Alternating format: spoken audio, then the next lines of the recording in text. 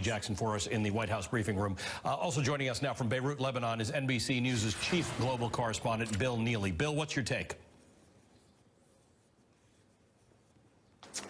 Well, I mean, we've said this so many times before, Ali. This is a very dangerous situation.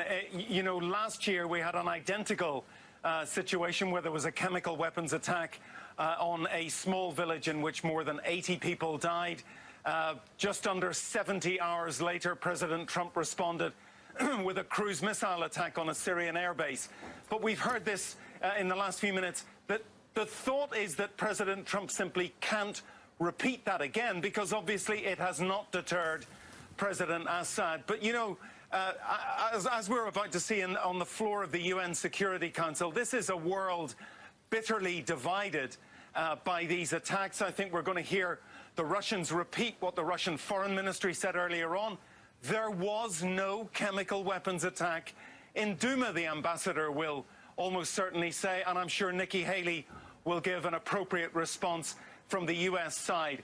From Moscow, Sergei Lavrov, the foreign minister, warning that the Israeli airstrike overnight was a dangerous development, and he is now accusing the US of not wanting to leave Syria at all, but in fact wanting to bed in. His words in the last short time, these parties, he said, primarily the members of the American coalition and the Americans, aren't aiming to leave Syria, as President Trump said, and let other people take care of it, but to settle there for a very long time. Now, of course, Russia would know all about that because it's been in Syria for a very long time. It has an air base and its warm water port in Tartus near the heartland of President Assad. But Ali, you know, we should never underestimate the ability of the Syrian war to spiral out of control in a direction we never imagined.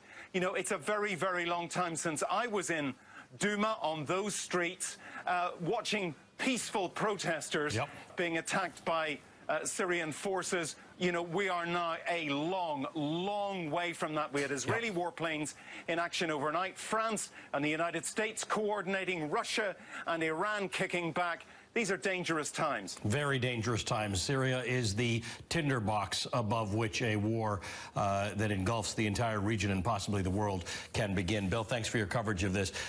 It is kind of remarkable in 2018 that we are still talking about a divided world when you understand what has been going on in Syria. I want you for a minute to forget Iran, forget Russia, forget America, forget the geopolitics of the whole thing, and remember the scope and horror of the Syrian civil war, as it seems that this sometimes fades into the background. I want to show you just how devastating this is for the people of Syria. This conflict, as Bill Neely just mentioned, started in the spring of 2011, March of 2011, riding the so-called Arab Spring that swept through North Africa and the Middle East. Peaceful demonstrations began against President Bashar al-Assad's rule, and they were met with violence from security forces who fired into peacefully demonstrating crowds. More than 465,000 people have died over the past 7 years. This is a number that is according to the Syrian Observatory for Human Rights, which is a watchdog group. It is not a number that is disputed. The UN Refugee Organization reports that more than 5.6 million Syrians have fled their country. The majority, more than 3 million, are hosted in neighboring Turkey. Many are in Jordan. Others are seeking relief across the Middle East and into Europe and North Africa. And they've become a nationalist boogeyman in many far-right campaigns in recent years. More than 6 million people still in Syria have left their homes. They are considered internally displaced. The Assad regime is accused of using chemical weapons at least 30 times since 2011. That's according to UN investigators and recent news reports. So what is the Assad regime accused of using? This is important. Let's think about the Syrian people now. The chemical alleged to be involved in the most recent attack is not known yet, but the regime has previously used chlorine gas. It was developed for use in World War I. Chlorine causes a burning sensation in the throat, in the nose, in the eyes. It causes vomiting, coughing, and skin blisters, among other symptoms. People exposed are in danger of developing fluid in the lungs, from which you can die even a day later.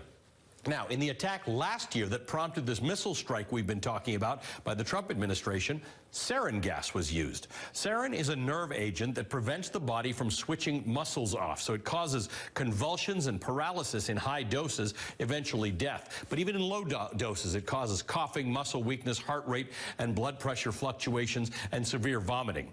Responding to critics in 2013 who called him a butcher for these and other alleged war crimes to pacify his population, here's what President Assad said. When you have a doctor who